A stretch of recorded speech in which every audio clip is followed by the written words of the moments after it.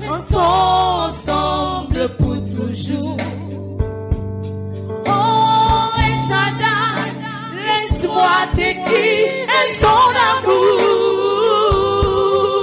Yeah. Restons ensemble pour toujours. Il a mis fin au règne de mes souffrances. Ensuite, je me confie dans les mauvais jours. Gloire à toi, Seigneur. Pour tous mes défis, en lui je me confie. Et quand je crie à Shaddai, il me répond. De lui ma vie dépend. Je l'aime,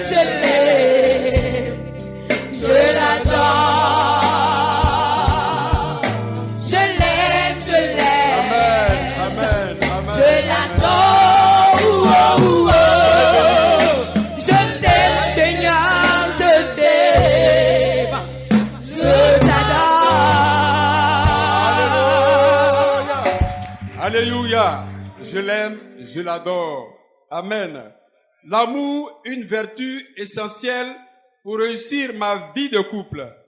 Bien-aimés, ce sous-thème nous renvoie ce matin à réfléchir, à parler de l'amour agapé, de l'amour au sens divin. Ce sera notre premier point. Et en second point, nous recevrons quelques conseils du Seigneur concernant notre vie de couple. Quelqu'un me lit 1 Corinthiens chapitre 13, du verset 1 au verset 13. 1 Corinthiens 13. De 1 à 13. 1 Corinthiens chapitre 13, verset 1 au verset 13. Quand je parlerai les langues des hommes et des anges, si je n'ai pas l'amour, je suis un airain qui résonne ou une cymbale qui retentit. Et quand j'aurai le don de prophétie, la science de tous les mystères et toute la connaissance, quand j'aurai même toute la foi jusqu'à transporter des montagnes, si je n'ai pas l'amour, je ne suis rien. Et quand je distribuerai tous mes biens pour la nourriture des pauvres, quand je livrerai même mon corps pour être brûlé, si je n'ai pas l'amour, cela ne me sert à rien.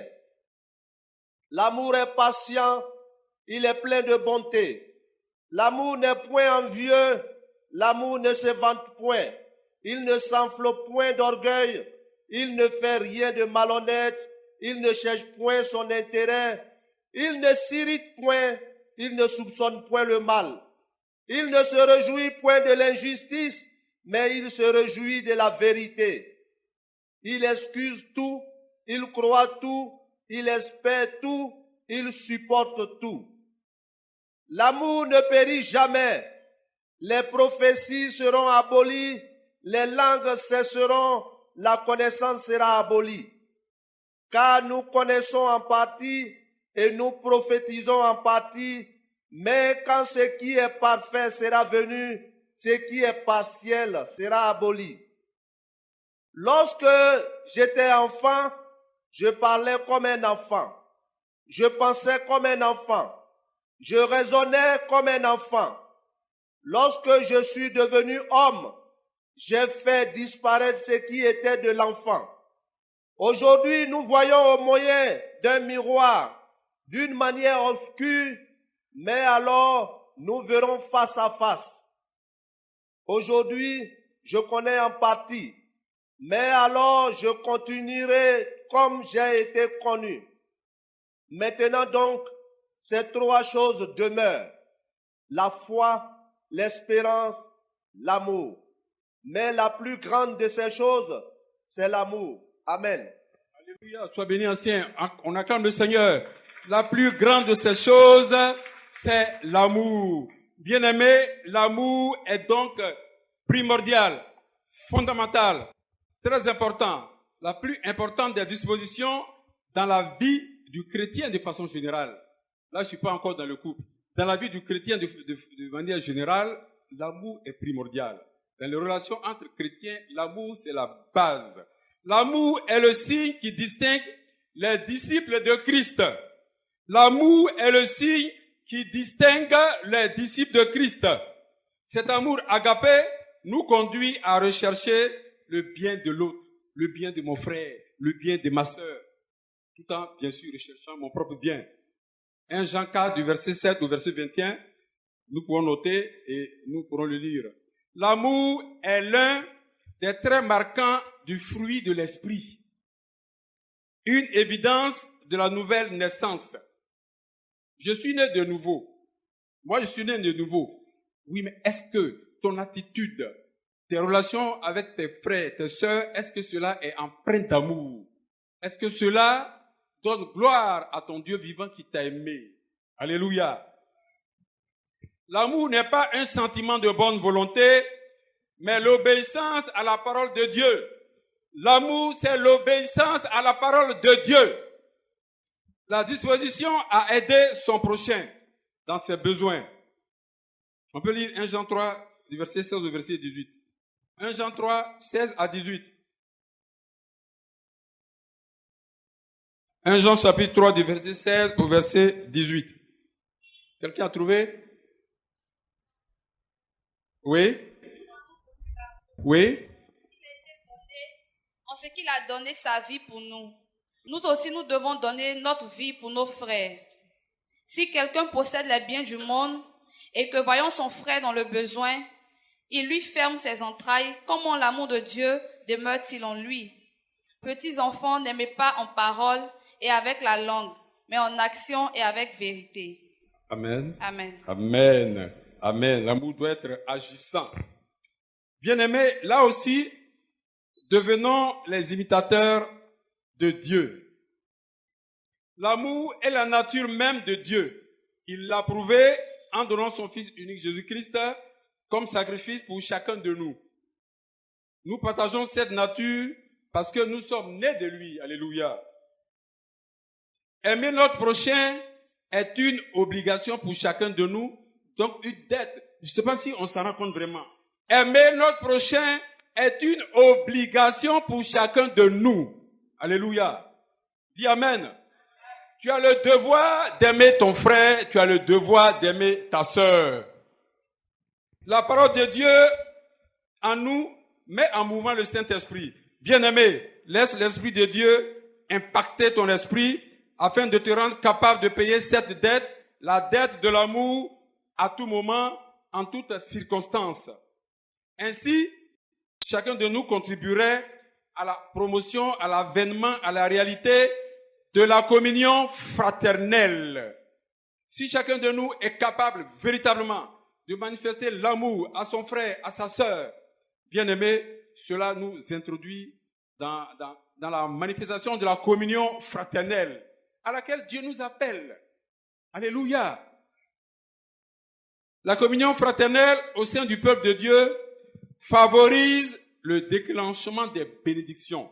La communion fraternelle au sein du peuple favorise le déclenchement des bénédictions. Psaume 133. Psaume 133. Quelqu'un me lit Psaume 133? Psaume 133. Voici, oh, qu'il est agréable, qu'il est doux pour des frères de demeurer ensemble. C'est comme l'huile précieuse qui, répandue sur la tête, descend sur la barbe d'Aaron, qui descend sur le bord de ses vêtements.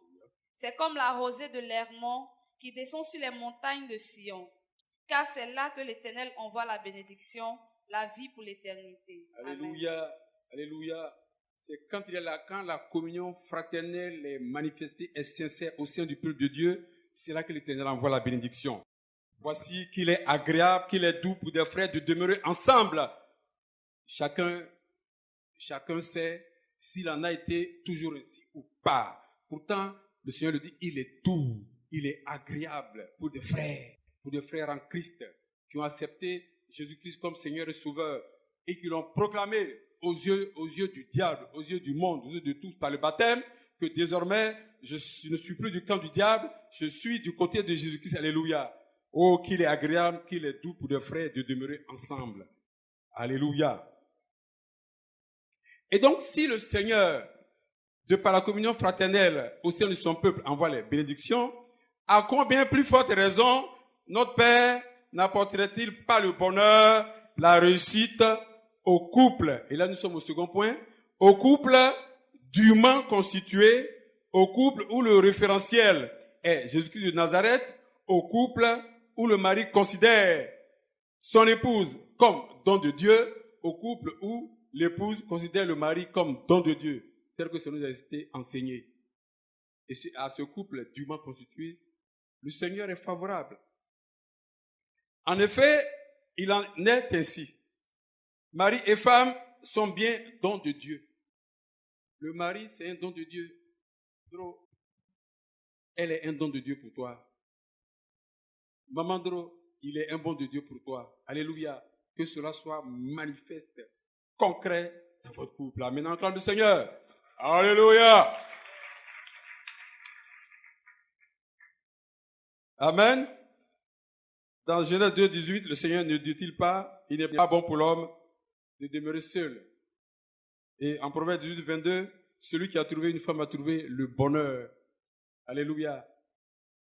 La qualité de notre vie de couple est tributaire, est liée à la qualité de notre relation avec le Seigneur, à la manifestation de notre amour pour l'autre.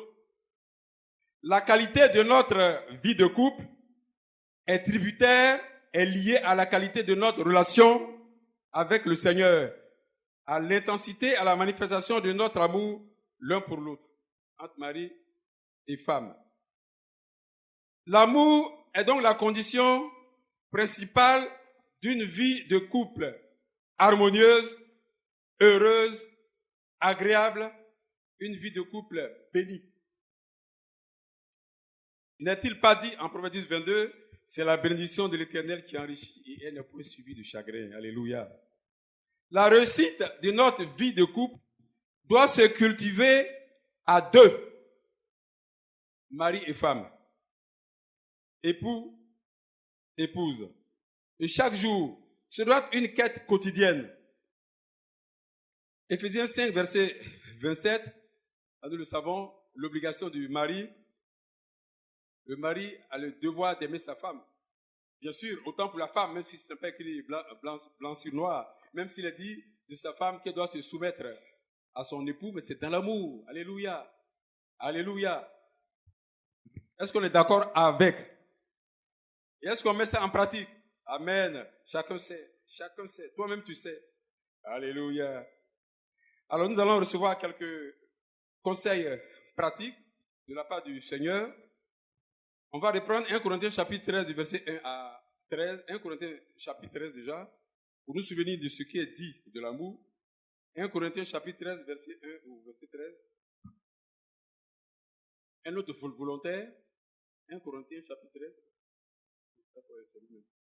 Voilà. 1 Corinthiens 13, 1 à 13. Voilà. Ce qu'est l'amour.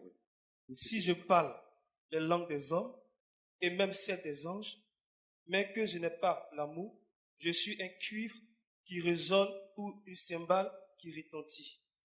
Si j'ai le don de prophétie, la compréhension de tous les mystères et toute la connaissance, si j'ai même toute la foi jusqu'à transporter des montagnes, mais que je n'ai pas l'amour, je ne suis rien. Et si je distribue tous mes biens aux pauvres, si même je livre mon corps aux flammes, mais que je n'ai pas l'amour, cela ne me sert à rien. Maintenant, on suit encore mieux. L'amour est patient. Oui. Il est plein de bonté. Oui. L'amour n'est pas envieux.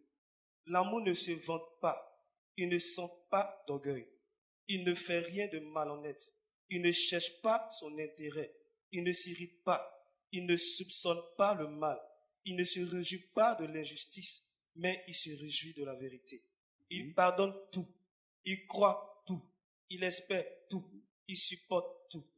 L'amour ne meurt jamais. Les Amen. prophéties... Amen. On peut s'arrêter à là. Alléluia. À lire ce passage, il est à se demander si véritablement un être humain peut manifester cet amour. Alléluia. Mais ici, il s'agit d'homme né de nouveau, qui a en lui l'Esprit de Dieu, et qui laisse le Saint-Esprit le guider, tu te laisses conduire par le Saint-Esprit. L'homme régénéré, pour qui le vieil homme est mort. Alléluia. C'est ce type d'homme, c'est à lui que la grâce peut être faite de manifester cet amour-là. Et c'est de ça qu'il s'agit.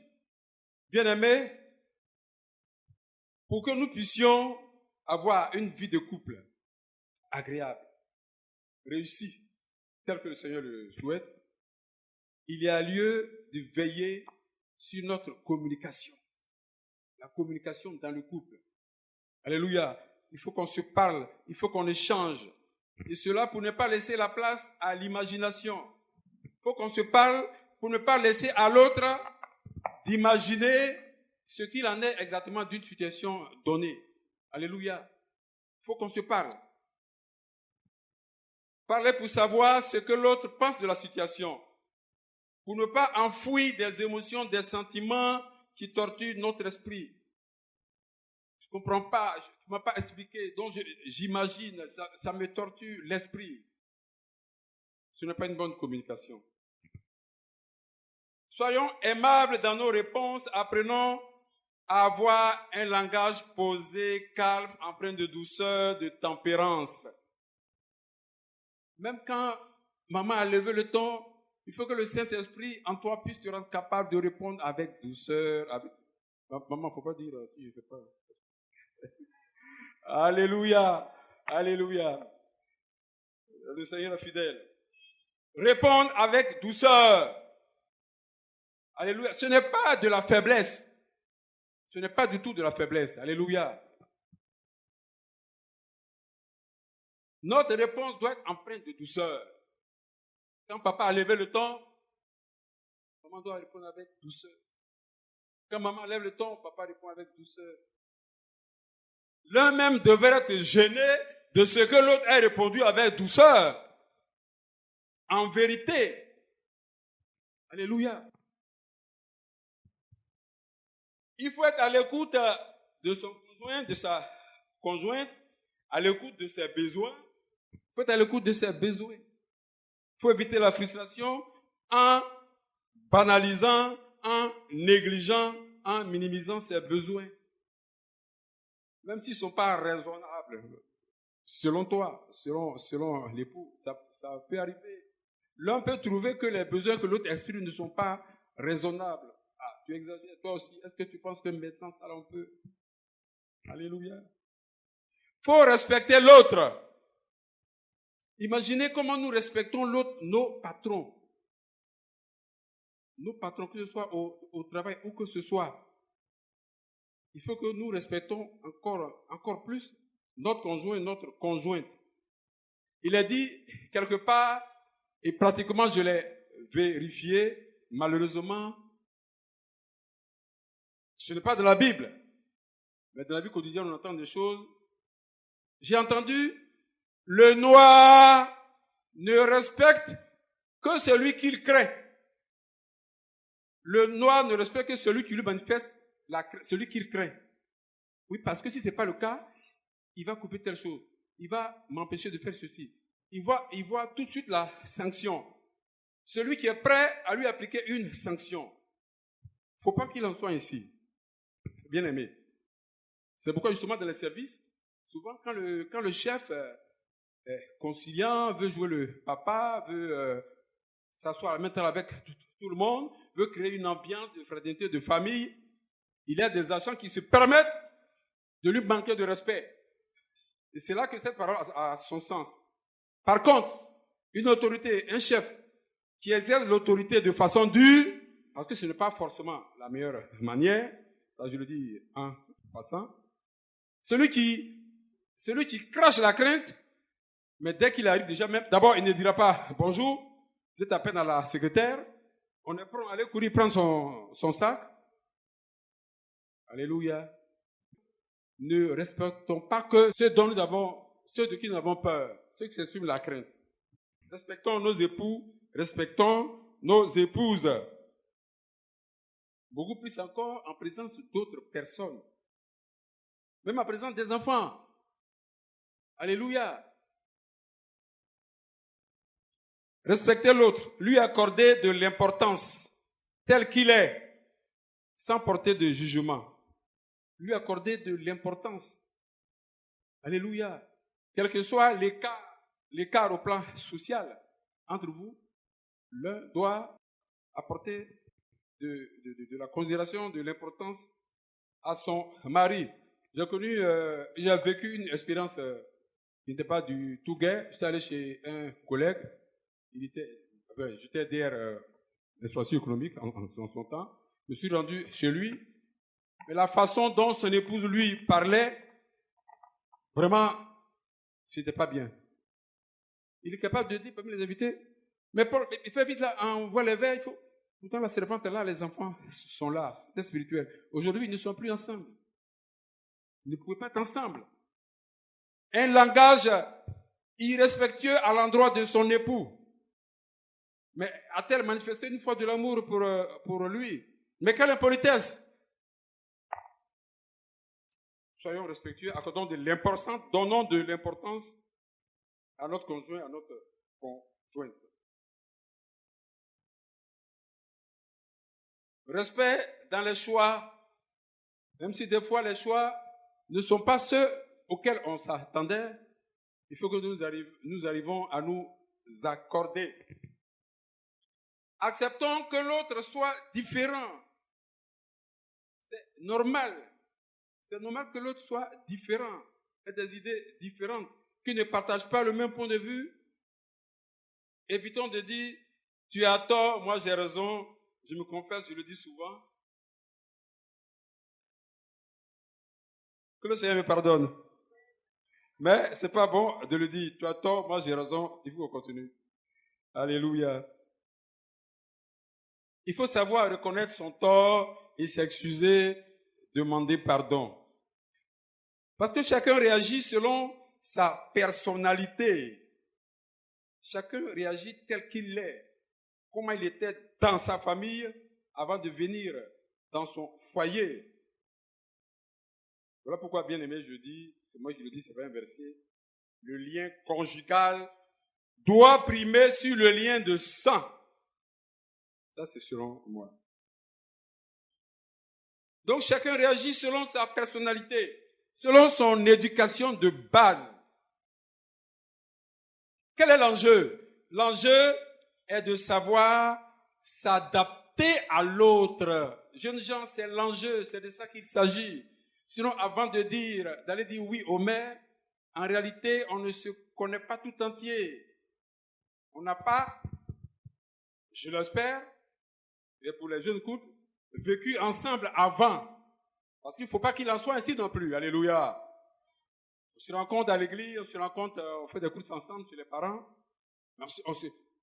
On ne se connaît pas en profondeur. Donc, on se découvre dans le mariage, dans la vie du couple. Et on continue de se découvrir, de se connaître, jusqu'à ce que le Seigneur nous rappelle. Alléluia. On apprend toujours à se connaître. C'est pourquoi l'enjeu, bien aimé, c'est de s'adapter. Mari, époux, adapte-toi à ton épouse. Épouse, adapte-toi à ton mari.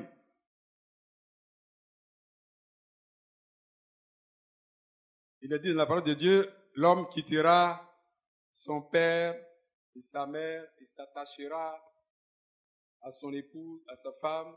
Ils deviendront une seule chair. Donc, pour être capable de s'adapter, il faut avoir passé avec succès ces 3 étapes. Quitter. Alléluia. Alléluia. Cela a été dit hier. Et c'est ce que je reprends. C'est ça qui m'a inspiré. Alléluia. L'homme quittera son père et sa mère et s'attachera. Mais pour être capable, ça c'est moi qui le dis, pour être capable de s'adapter, parce que l'enjeu c'est de s'adapter, il faut avoir véritablement quitté. Bien sûr, ce n'est pas toujours de la maison familiale. Ce n'est pas toujours de la maison familiale qu'on va au mariage. On a un certain âge. Mais on est quand même lié par le fait que c'est nos parents, c'est papa, c'est maman. Mais spirituellement, il faut avoir quitté. Parce que ton époux et toi, épouse, vous allez former un désormais. Donc il faut avoir quitté les parents. Nous aimons nos parents, nous honorons papa et maman. Mais pour ce qui est de la vie de notre couple, il faut que chacun de nous ait quitté ses parents. Alléluia. Quitter, pas quitter pour flotter, mais quitter pour s'attacher. Alléluia. Le mari, lui, il quitte ses parents pour s'attacher à sa femme. Et sa femme quitte ses parents, souvent c'est la maman, c'est laquelle elle va s'attacher, pour s'attacher à son mari. Donc, quitter. Il faut avoir quitté.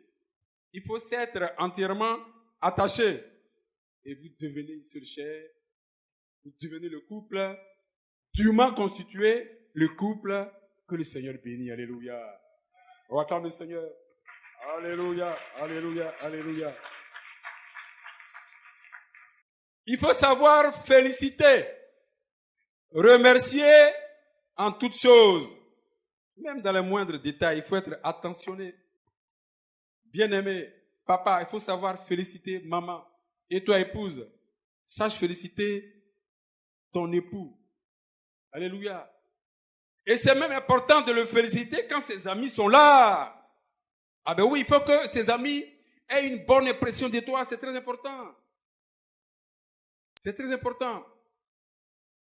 Je préfère être félicité quand il y a tout le monde que quand on est à deux. Alléluia. Alléluia.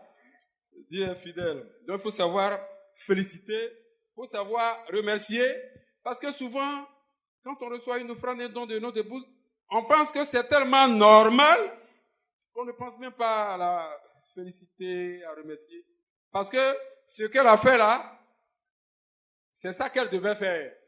Ce qu'il a fait là, c'est ça qu'il vient de faire. Ce qu'il a fait à ma maman, donc à sa belle-mère là. Oh, mais ça c'est normal. Mais qui allait faire ça? Mais c'est lui qui allait faire ça, il a sa fille. Il faut féliciter. Il faut être reconnaissant. Mais bien aimé, Marie, nous sommes chefs de famille. Alléluia. L'épouse est notre aide. Nous devons l'aimer, la chérir. Mais il faut savoir dire non quand cela est dans l'intérêt du couple. Après l'avoir fait comprendre à l'autre, à notre épouse, nous devons être capables de dire non quand nous avons vraiment la conviction et que nous avons pu rassurer notre bien-aimé que cette position, ça ne peut pas nous arranger. Tout au moins pour l'instant. Il faut avoir le courage, il faut avoir la foi, il faut être capable de dire non quand il le faut. Et bien sûr, oui, quand il le faut. Mais le problème, c'est le non. Comment dire non? Mais c'est voilà, oui, mais elle veut ça aussi. Elle dit non, voilà. Elle va se faire. Alléluia. Il faut savoir dire non. L'amour est la base, le fondement d'une vie de couple réussie. Elle est construite sur une bonne communication, sur le partage, sur le respect, sur l'amour. Et pour terminer, il y a beaucoup de choses à dire. Je crois le mardi, celui qui pourrait être là va continuer dans ce sens. Alléluia.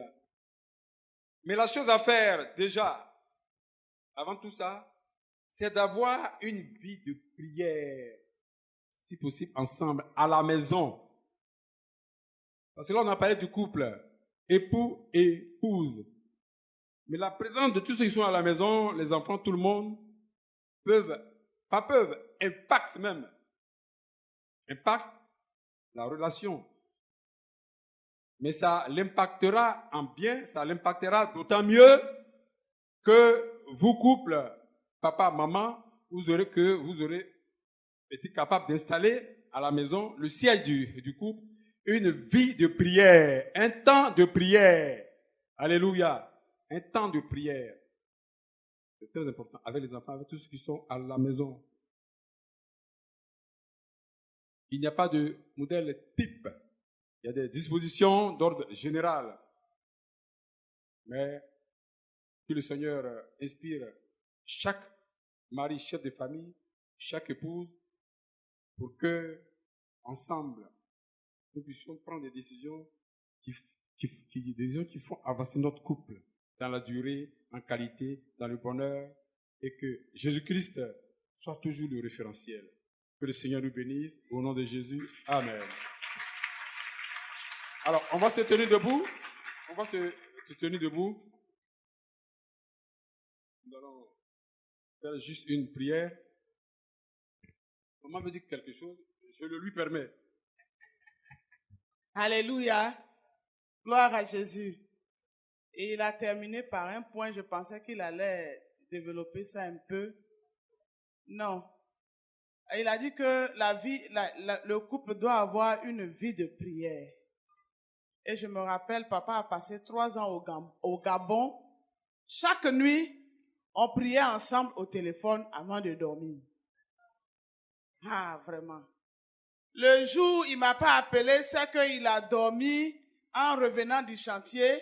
Et quand je le rappelle et qu'il ne répond pas, c'est qu'il a dormi. Sinon, s'il se apprête pour dormir, chaque soir, on prie ensemble avant de dormir. Pendant les 3 années. Amen. Merci maman. Oh, je t'aime, je t'aime, je t'aime. Alléluia. Prions ensemble. Prions ensemble. Prions pour les couples en difficulté. Prions pour nos couples. Prions pour nos enfants qui entendent d'entrer en mariage. Prions pour que le Seigneur soit au contrôle. Père, que ton nom soit béni. C'est une grâce particulière ce matin de parler de l'amour, de ton amour, de l'amour agapé. Oh Dieu, merci Seigneur pour ta parole. Je prie pour nos différents couples. Seigneur, nous voulons, oh Dieu, demeurer en paix. Être agréable à toi, Seigneur. Que ton Saint-Esprit soit à l'œuvre dans la vie de chaque époux, dans la vie de chaque épouse, au Père éternel, afin que, à l'unisson, dans la communion fraternelle, Père, nous puissions, Seigneur, œuvrer pour toi. Nous puissions, oh Dieu, Père éternel, faire toutes choses dans notre couple, pour la gloire de ton nom, Seigneur. Merci parce que ce matin, tu as parlé à nos cœurs. Et ton Esprit Saint nous donne la force, Père, de continuer la marche. À toi seul la gloire. Au nom de Jésus. Amen. Amen.